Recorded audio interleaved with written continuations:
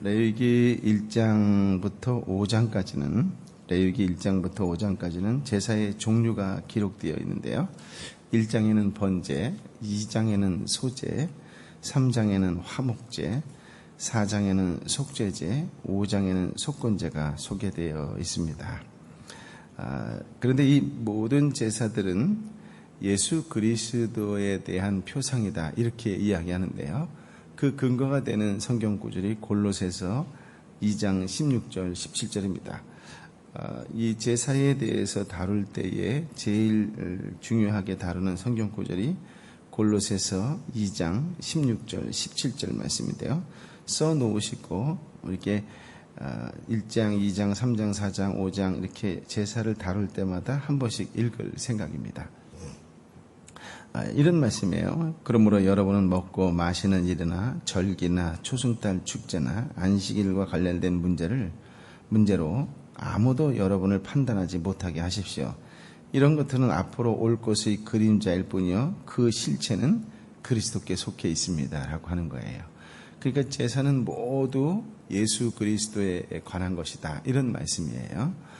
특히 1장에 나오는 번제는 예수 그리스도의 헌신을 예표한다라고 이야기할 수 있어요. 그러니까 머릿속에 번제 그러면 예수 그리스도의 헌신, 이렇게 암기하듯이 기억하시면 될 것 같고요. 또한 성도가 어떤 삶을 살아야 할 것인지에 대해서도 제시해주고 있다라고 하는 것이에요. 번제의 뜻은 이 근원이 어디서 오냐면 피어 올리다, 올라가다라고 하는 그 동사에서 출발되었는데요. 그래서 이 번제로 드릴 때에 짐승을 데리고 올 때 살아있는 짐승을 데리고 오죠. 살아있는 짐승, 생축이라고 하던데요.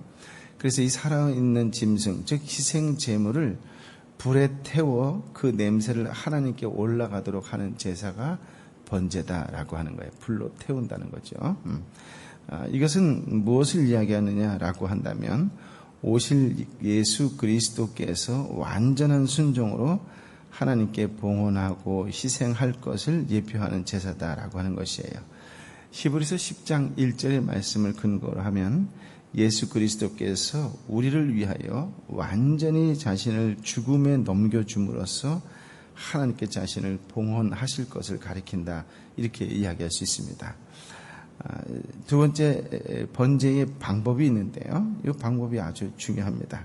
번제의 방법을 통하여 예수 그리스도의 희생 성격과 성도가 가져야 할 예배 모범과 생활 모범을 알 수 있게 한다라고 하는 것이에요.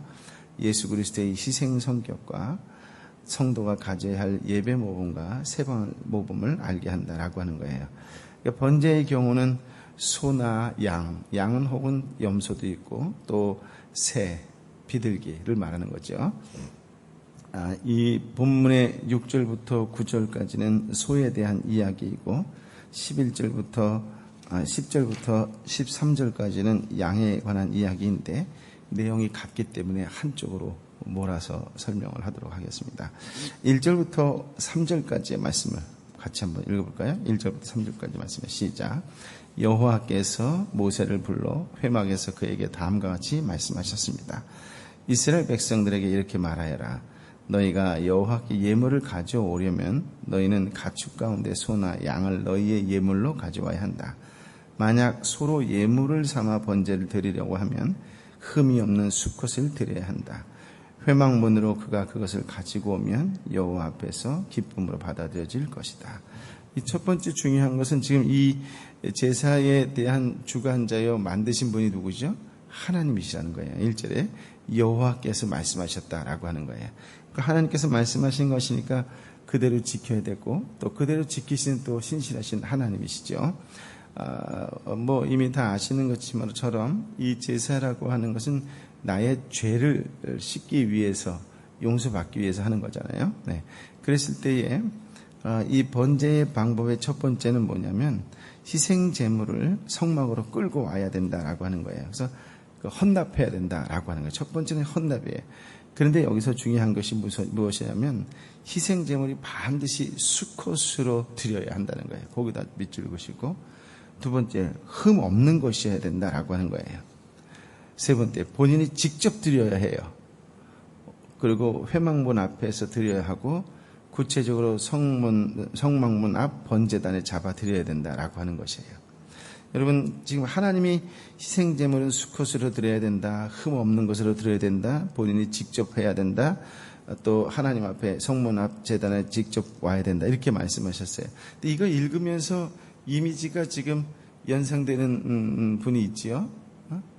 예수님이 그렇다는 거죠. 예수님께서 남자로 오셔야 돼요. 예수님께서 아들로 오셔야 돼요. 그리고 본인이 직접 오셔야 돼요. 흠이 없는 제물이어야 돼요. 여기에 완벽하게 맞는 인류의 사람 한 명은 누구밖에 없어요? 예수님밖에 없는 거예요. 예수님밖에. 그래서 십자가에 죽어주실 것에 대한 예표다, 이런 얘기예요. 그러니까 예수님은 남자로 와야 돼요? 여자로 와야 돼요? 남자로 와야 돼요. 아들로 와야 돼요? 딸로 와야 돼요? 아들로 와야 돼요. 하나님이 정하신 법이거든요.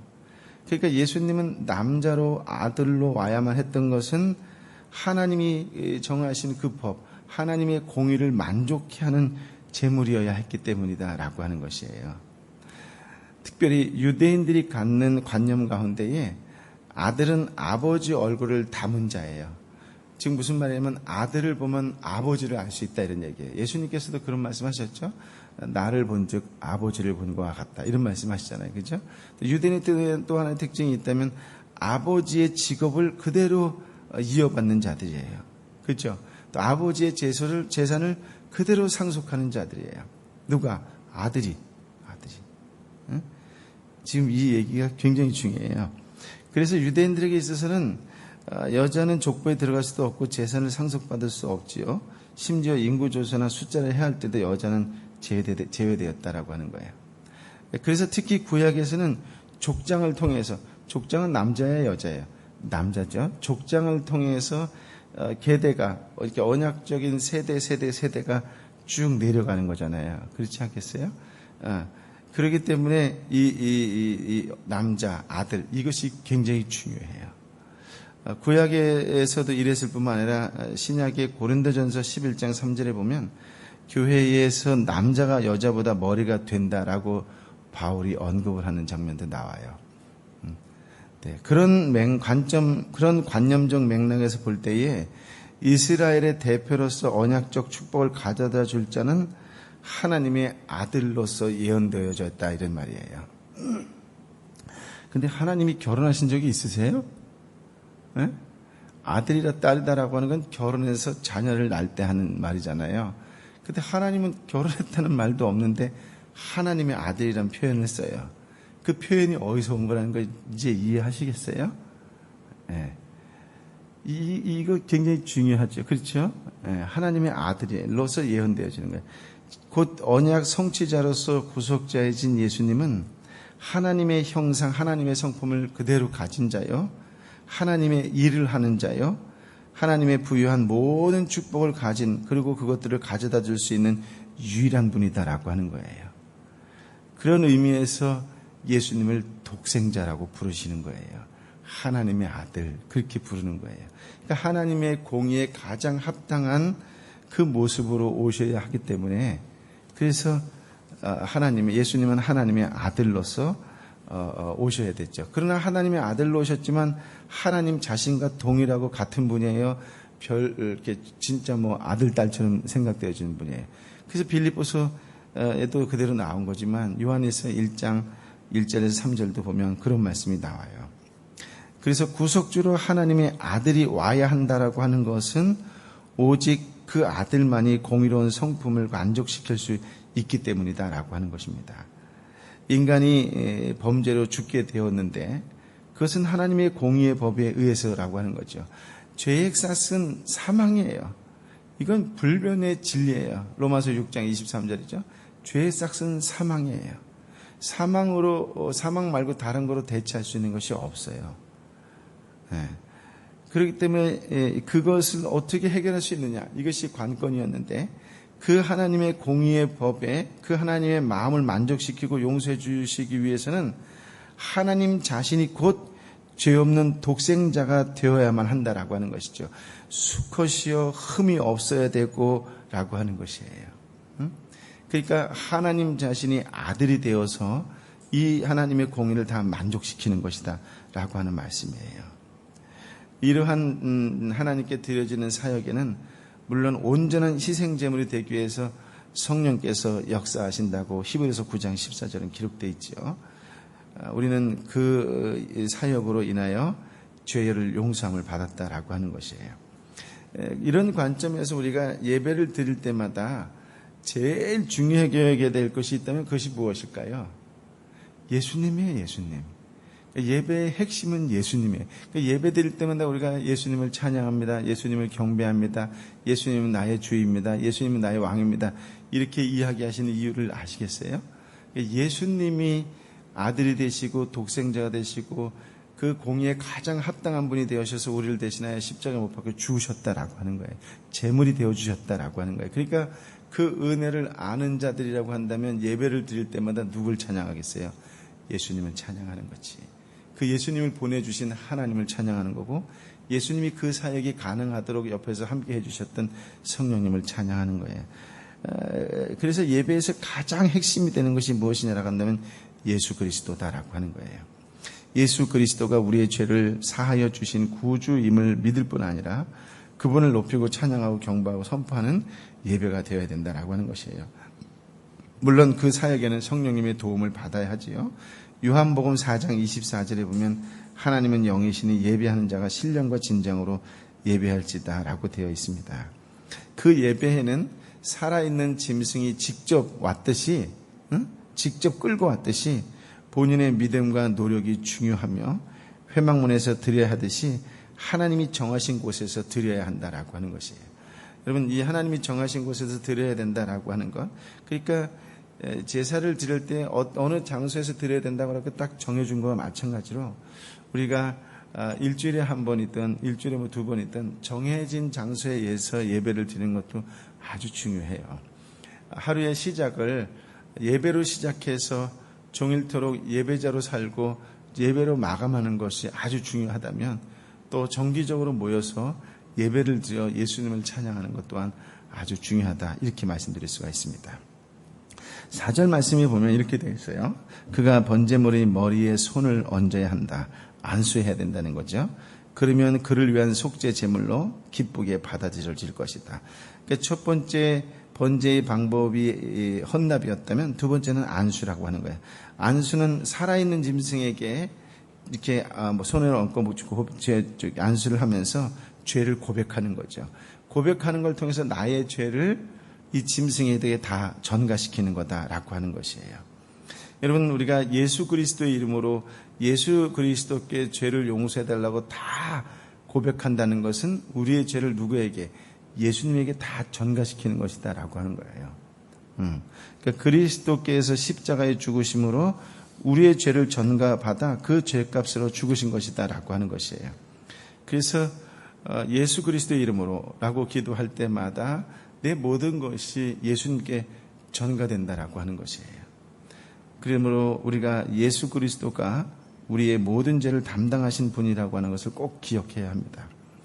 5절의 말씀에 보면 그는 여호와 앞에서 황소를 잡은다는 건 뭐예요? 죽인다는 거예요. 죽여야 돼요. 아론의 자손인 제사장들 그 피를 가져다가 회막문 앞에 제단 사방에 뿌려요. 피 흘리고 피를 뿌리는 거죠. 말씀드린 것처럼 번제의 방법 세 번째는 죽임이라고 하는 거예요. 왜 죽어야 되냐? 죄의 값은 사망이에요. 죄를 지면 죽는다는 거는 이건 어떻게 다른 방법이 없어요. 그런데 죄를 전가받은 짐승은 그 죄로 인하여 죽여야 한다라고 하는 것이죠. 근데 하나님께서 인간을 얼마나 사랑하셨다라고 하는 것은 이게 사실 에덴 동산에서부터 증명이 돼요. 아담이 죄를 졌어요. 죄를 짓고 나서 보니까 눈이 밝아졌잖아요. 그러다 보니까 자기가 뻘거벗은 것을 보고서 수치심을 느껴요. 근데 하나님이 그때 어떤 일을 하세요? 하나님께서 당신이 만드신 짐승을 죽여요. 그리고 가죽을 벗겨서 아담의 수치를 가려줘요. 그러니까 아담의 죄를 가릴 수 있는 방법은 뭐밖에 없어요? 짐승이 죽어야 돼요. 그러니까 죄를 전가받았다라고 하는, 죄를 졌다, 죄를 전가받았다, 공통점이 뭐야? 죽어야 돼요. 여러분, 이삭을 대신해서 짐승이 죽었어요. 이스라엘을 대신해서 출애굽하는 이스라엘을 대신해서 유월절 어린 양이 죽어야만 했다고 하는 것이에요. 여러분, 예수님이 저와 여러분의 죄를 대신 짊어지셨어요. 그럼 예수님은 죽어야 돼요, 안 죽어야 돼요? 죽어야 돼요. 죄는 죽음이에요. 죄의 삭은 사망이에요. 예수님이 우리 죄를 짊어지셨기 때문에 그분은 죽어야 한다라고 하는 거예요. 그것이 죄를 없애는 공의의 법이라 이런 말이에요. 그러므로 우리는 예수 그리스도께서 우리의 죄를 대신하여 죽어주심을 기억할 수 있어야 돼요. 여러분, 죄가 얼마나 무서운지를 알아야 하는 것이 제사에 대한 것을 공부하는 것이에요. 예수님에 대해서 명확하게 알 수 있는 게 뭐다? 레위기예요, 레위기. 레위기만큼 예수님을 리얼하게 알 수 있는 것은 드물 정도로. 그래서 레위기는 구약의 복음서다, 이렇게 이야기를 해요. 그 다음에 네 번째의 방법, 네 번째는 피 흘림이라고 그랬죠. 육체의 생명은 피에 있습니다. 죽는다는 것은 피 흘림을 상징되는 거죠. 레위기 17장 11절에 이런 말씀이 있어요. 이는 육체의 생명이 피에 있기 때문이다. 내가 너희를 위해 제단에서 속죄를 하는 용도로 주었던 것이 바로 피다. 이는 생명을 속하는 것이 피기 때문이다. 그래서 레위기 17장에 보면은 피를 먹지 못하게 했던 이유가 바로 이것이에요. 율법에서 피를 흘렸다라고 하는 것은 정결하게 되는 이유다라고 이야기할 수 있습니다. 그러므로 사도행전 4장 12절의 말씀처럼 오직 예수 그리스도만이 우리에게 구원을 줄 수 있는 것도 그분에게만 피 흘림이 있었기 때문이다라고 하는 것이에요. 우리는 예수 그리스도께서 우리의 죄값을 이미 지불해 주셨다라고 하는 것을 믿어야 한다라고 하는 것입니다. 6절부터 9절 말씀을 같이 한번 읽어볼까요? 시작. 제사를 드리는 사람은 번제물의 껍질을 벗기고 토막을 내야 한다. 아론의 자손인 제사장들은 제단에 불을 놓고 그 위에 나무들을 가지런히 놓아야 한다. 그 후에 아론의 자손인 제사장들은 번제물의 토막들과 머리와 기름이 있는 부위를 제단 위에 불 붙는 나무 위에 두어야 한다. 그리고 제사를 드리는 사람은 제물의 내장과 다리를 물로 씻어야 한다. 그 후에 제사장은 제물의 모든 부분을 제단에서 불태워야 한다. 이것은 번제이며 여호와께서 기뻐하는 향기로운 화제이다. 여러분, 다섯 번째는 뭐냐면 태우는 거예요. 짐승을 잡아 피를 흘린다면, 여러분, 이 과정이 굉장히 중요한데요. 왜 중요하냐면 죄를 지면 이런 과정을 거쳐서 불에 태워진다라고 하는 거죠. 그냥 통째로 그냥 던져서 불에 태워지는 것이 아니라 피를 흘리고 가죽을 벗기고 토막을 내요. 또 뒤에 14절 이하의 새 비둘기에 관해 나올 때는 목을 비틀어요. 또 뿐만 아니라 새의 경우는 모이주머니, 목통 같은 거와 또는 지저분하고 더러운 것은 버리고 날개는 찢어요. 찢때 물론 아주 찢지는 않아요. 어쨌든 이 소와 양의 경우에는 가죽을 벗기고 토막을 내고 제사장은 번제물의 토막들과 머리와 기름이 있는 부위를 불사르고 내장과 다리는 물로 씻어서 불태워야 한다라고 하는 거예요.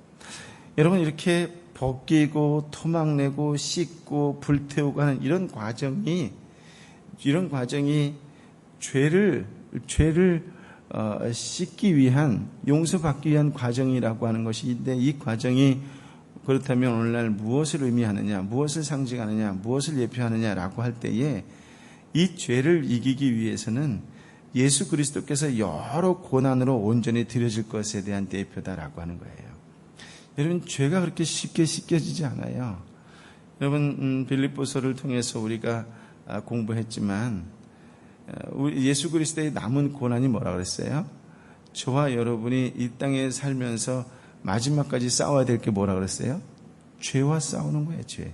우리의 고난은 죄와 싸우는 거예요, 죄와 싸우는 거. 죄와 싸울 때 결단코 평화로울 수가 없다는 거예요. 고난과 고통이 온다는 거죠. 그렇습니다. 우리는 외모로 드리는 것이 아니라 우리가 이 고난, 즉 죄를 이기기 위해서는 때에 따라 각들 것은 각들고 토막낼 건 토막내고 찢을 것은 찢고 씻을 것은 씻어야 한다라고 하는 것이에요. 나의 모든 생각과 힘과 마음과 행동을 정결하게 해야 한다라고 하는 말씀이에요. 그래서 누가복음 10장 27절이나 마태복음 22장 37절이나 마가복음 12장 30절에 몸과 마음과 뜻과 정성과 목숨을 다하여 주님을 섬겨야 한다. 이렇게 말씀하신 거예요. 무슨 말이에요? 생활 전체를 주님께 드릴 수 있어야 된다라고 하는 거예요. 이 죄를 용서해 주신 그 예수님을 안다면 당연히 이렇게 살 수밖에 없게 된다라고 하는 거예요. 죄가 얼마나 무서운지. 하여튼 죄의 값은 사망이라는 걸 명심하셔야 돼요. 여러분, 근데 예수 그리스도께서 십자가의 죽으심으로 말미암아 우리의 오리지널 신, 우리의 원죄를 완전히 해결해 주셨어요. 근데 우리가 생활 속에 짓는 죄가 있잖아요. 자범죄가 있어요. 그래서 그 죄도 역시 예수 그리스도의 이름으로 기도할 때 용서를 받죠. 그러나 근본적으로 죄인인 우리는 결국 육체로는 죽을 수밖에 없어요. 그러나 우리의 오리지널 신을 용서하여 주신 그 예수님으로 인하여 우리의 영혼은 죽지 않는다는 거예요. 예수 그리스도를 믿는 사람은 영원한 생명을 가진다라고 하는 것이에요. 이것이 믿는 자와 믿지 않는 자의 차이예요. 믿는 자나 믿지 않는 자는 죄를 지면 둘 다 죽어요. 육신의 끝이 와요. 그러나 그 죄 용서를 받은 사람은 죄의 삭은 사망으로 인하여 육신은 죽을지라도 그의 영은 하나님이 영이시기 때문에 우리가 그분의 영을 닮은 우리는 죄 용서를 받은 예수 그리스도 때문에, 용서해 주신 예수 그리스도 때문에 영원히 죽지 않은 영생을 갖게 된다라고 하는 것이에요. 이 영생이 얼마나 위대하고 소중하고 감사한 줄 알아야 된다 하는 건데 쉽지는 않죠. 세 번째 번제의 종류예요. 우리가 확인해 보았지만 번제는 소, 양 혹은 염소, 새, 비둘기 이렇게 드리는 제사가 있어요. 종류에 따라 분류한 것이에요. 그런데 이 짐승들의 공통점이라든가 또 한결같은 점이 있다고 한다면 온유와 겸손과 순종을 상징하는 동물이라고 이야기를 해요. 온유와 겸손, 순종 어떤 이미지예요? 마태복음 11장 29절의 말씀처럼 하나님 앞에 선 예수님의 모습이죠. 예수님은 하나님 앞에 온유하고 겸손한 분이셨어요. 예수님은 하나님의 말씀 앞에 언제나 예스라고 대답하셨지 노, 아니요라고 대답하신 적이 없다고 고린도후서 1장 19절은 기록하고 있지요. 그래서 예수님께서는 순종하시되 복종하시되 어디까지? 죽기까지 순종하시고 복종하셨다라고 하는 거예요. 그러니까 저와 여러분이 예수 그리스도를 믿는 사람이다라고 한다면 동일하게 하나님 앞에 온유한 사람, 겸손한 사람, 순종하는 사람 그런 믿음을 가지고 살아야 한다라고 하는 것이겠죠. 어느 한 부분이 아니라 인생의 전 영역에서 그분께 순종해야 한다라고 하는 것이에요. 이 번제의 종류를 보면서 우리가 또 한 가지 큰 은혜를 경험하는 것이 있다면 무엇이냐면 이 번제의 종류가 다양한 것은 인간에 대한 하나님의 배려라고 하는 것이지요.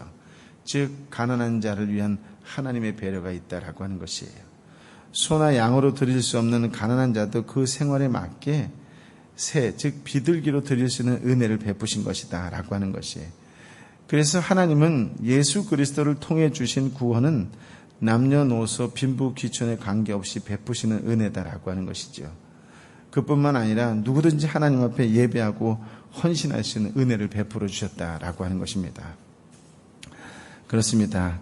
고린도후서 8장 12절에 보면 이렇게 나와요. 만일 무엇보다 여러분에게 자원하는 마음이 있다면 하나님께서 그 가진 대로 받으실 것이요 가지지 않는 것까지 받지는 않으실 것입니다 라고요. 핵심이 뭘까요? 자원하는 마음이에요. 9장 7절에 보면 각자 마음에 정한 대로 하되 아까워하거나 억지로 하지 마십시오. 하나님께서는 기쁨으로 내는 사람을 사랑하십니다. 여러분 우리가 오늘 살펴본 이 제사에 대해서 즉 이 번제는 자원해서 하는 제사예요. 그래서 자원제사라고 이야기합니다. 의무제사가 아니에요. 자원해서 하는 제사예요. 그러니까 자원하는 마음으로 한다는 것은 기뻐하는 마음으로 하는 것이고 정말 감사하는 마음으로 하는 제사다라고 하는 것이에요. 그래서 번제는 뭐라고 말씀드렸어요? 예수 그리스도의 헌신을 보여준다라고 했어요. 그런데 이제 한 가지 더 첨가한다면 예수 그리스도의 희생적 헌신을 보여준다 이렇게 얘기할 수가 있습니다. 동시에 우리에게도 이런 예수 그리스도의 희생적 헌신을 그러한 삶을 요구하는 거예요. 우리의 삶을 하나님께 온전히 드리기를 힘써야 한다라고 하는 것이죠. 우리의 삶을 하나님께 온전히 드린다라고 할 때 그 첫 번째는 예배예요. 예배. 제일 먼저 우리가 드릴 수 있는 건 예배예요. 눈을 떠서 기도하는 것, 눈을 떠서 말씀 한 구절이라도 묵상하면서 하나님을 기억하고 그 은혜에 반응하여 감사할 수 있는 것, 그것이 예배예요. 응? 그 예배를 때 묵상한 그 말씀과 기도를 통하여 종일토록 예배자로 사는 거지요. 하루의 마무리를 말씀과 기도를 통해서 하는 걸 통해서 예배를 통해서 마무리하는 거예요. 또 때가 되면 같이 모여서 예배 드리는 거죠. 그 예배를 통해서 정말 중요한 건 뭐냐면 예수님이 그러셨던 것처럼 나의 전체를 드려야 된다라고 하는 것이에요. 그때 예배를 통해서 죄사함을 받고 새롭게 거듭나게 되겠지요. 예배를 통해서 치유와 회복의 선물을 받게 될 것입니다. 예배 가운데에 또 예배자로 살아가는 삶 가운데에 하나님의 은혜와 사랑이 가득 부어지시기를 예수님의 이름으로 축복합니다. 아멘. 아버지 하나님, 우리에게 오늘 귀한 예수 그리스도를 알아가는 생명의 말씀을 주시니 감사합니다. 예수 그리스도께서 이 땅에 오셔서 아낌없이 헌신하시는 그 모습, 희생적 헌신을 보게 하여 주시니 감사합니다. 그 모든 것이 하나님을 통하여 이루어졌지만 우리 한 사람 한 사람을 살리기 위한 예수 그리스도의 헌신이었고 희생이었습니다. 그 예수 그리스도의 희생으로 말미암아 우리가 구원을 받았는데, 그렇다면 우리의 삶의 지표와 목표가 목적이 분명할 터인데 하나님, 세상 것을 보고 흔들리는 인생이 아니라 예수 그리스도가 그러셨던 것처럼 우리도 온전히 순종하며 온전히 겸손한 마음으로 예배드리는 예배자로 살아가는 그런 하나님의 사람으로 살아갈 수 있는 오늘 우리의 삶이 되게 하여 주옵소서. 내 삶의 모든 것은 예배에 생명을 걸었다고 말할 수 있을 정도로 예배를 가장 귀하게 여기고, 가정에서 드리는 예배나 일터에서 드리는 예배나 어느 곳에 드려지는 예배를 할지라도 그 예배를 통하여 예수 그리스도를 기억하고 나의 삶 전체를 드릴 수 있는 겸손하고도 순종하는 그리스도인의 모습으로 살아가게 하여 주옵소서. 오 성령이여, 예배를 살려주옵소서. 조국 교회의 예배를 살려주옵소서. 이 땅의 예배를 살려주옵소서. 예배를 통하여 주께 돌아오는 자들이 치유되고 회복되는 역사가 불같이 일어나도록 성령이여 임하여 주옵소서. 이제는 우리 주님 예수 그리스도의 은혜와 아버지 하나님의 크신 사랑과 성령 하나님의 교통하심이 예배자로 살겠습니다. 예배자로 살겠습니다. 예수 그리스도의 희생적 헌신을 기억하면서 예배자가 삶 속에서 어떻게 사는지를 분명히 알게 되었사오니 삶 속에서 예배자의 모습으로 살아가는 것을 통하여 이웃에게 축복의 통로가 되고 구원의 통로가 되고 은혜의 통로가 되는 삶을 살겠습니다라고 다시 한번 말씀 앞에 결단하고 결심하는 하나님의 사람들 한 사람 한 사람 머리 위에, 저들의 삶터와 일터 위에, 저들이 함께 기도하는 이웃과 열방의 선교사님과 선교지 위에 이제부터 영원토록 함께하여 주옵기를 간절히 축원하옵나이다.